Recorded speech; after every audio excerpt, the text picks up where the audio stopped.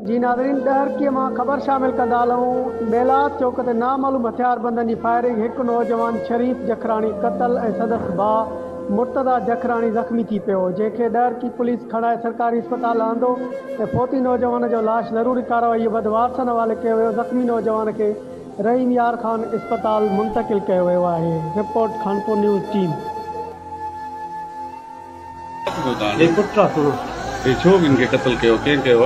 इनके अली महवार कयो।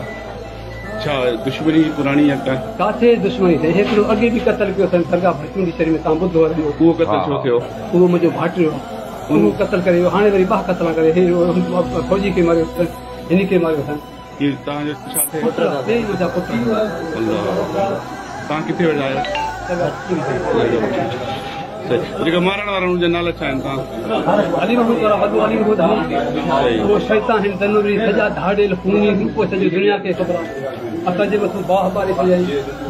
अल्लाह मुझे छुड़े चुके असां छा कयूं? हुकूमत जो इहो हाल कल असां जो खून थियो एसर के कल टियों ॾींहं ते ॿ नाला दफ़ा कढनि था। अरे बा तव्हां गिरफ़्तारियूं कया तव्हां जहां भदा आहिनि बंगला हणी वेठा आहिनि।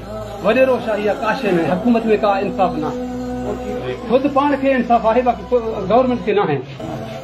परोज की हिसाब पांचो मानू करे करे बाकी जो गवर्नमेंट जो को आसरो ना है को अजो आसरो ना है। एसपी साहब जो चेन आडा वा एसपी साहब जो खून मच जाता बाबा बरसा बरसा दी जो विढ़ाइया विढ़ादा दी जो खून करता असा सिंह बारन जा कपड़ा फाड़ियल हैं। फलन जा